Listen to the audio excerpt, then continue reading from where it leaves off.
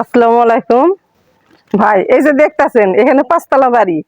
হ্যাঁ, এই পাঁচতলা বাড়িটা করতেছি। আর এই যে হচ্ছে পাতারের যা ক্ষেত খামার যা দেখতেছেন জমি, এগুলা সবকিছুই আমাদের।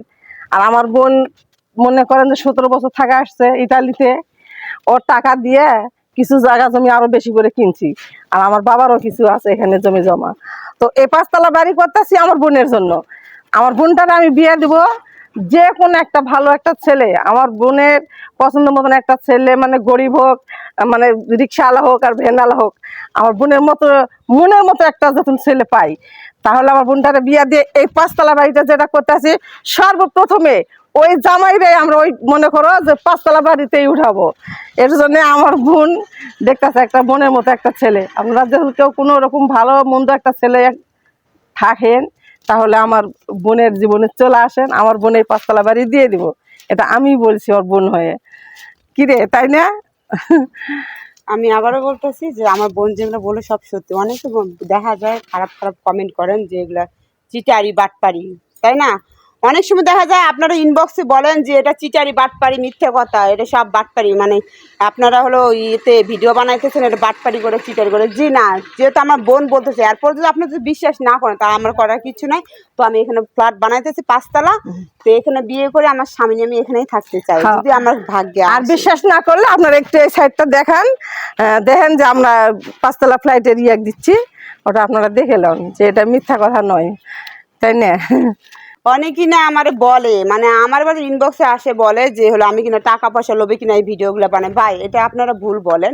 তো আমার তো টাকা পয়সার মনে সমস্যা নয়, অভাব নেই। তা আমি আপনাদের কাছে টাকা পয়সা নিতে যাব কিসের দুঃখে?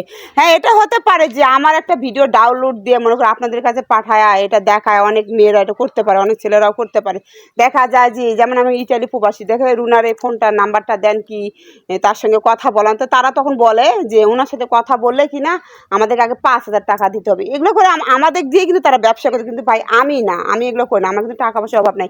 আর আপনারা যারা প্রবাসী থাকেন তারা কিন্তু অনেক কষ্ট করে টাকাটা উপার্জন করেন। আর যেরকম আমি ছিলাম প্রবাসী থাকার, টাকা পয়সা রোজগার করা কত যে কষ্ট সেটা আমি 17 বছর থেকে বুঝছি। কিন্তু আমি টাকা পয়সা নিতে যাবো কিসের দুঃখে? কিন্তু ওটা আমি না। আর আমি আপনাদের কাছে কোনো টাকা পয়সা চাই না, সুন্দর একটা ভালো মনের মানুষ চেয়েছিলাম। আর ওই সুন্দর মনের মানুষটা পাইলে আমার বোনকে আমি বিয়ে দিয়ে দিব। আর এই পাঁচতলা ফ্লাইটটাও আপনার জন্য মানে অর্ধেক অর্ধেক করে দিব। আমার বোনের অর্ধেক থাকবে আর ওই জামাইয়েরও অর্ধেক থাকবে, মানে দুইজনের যেন অধিকার থাকে, কেউ কাউরে যেন না বলতে পারে।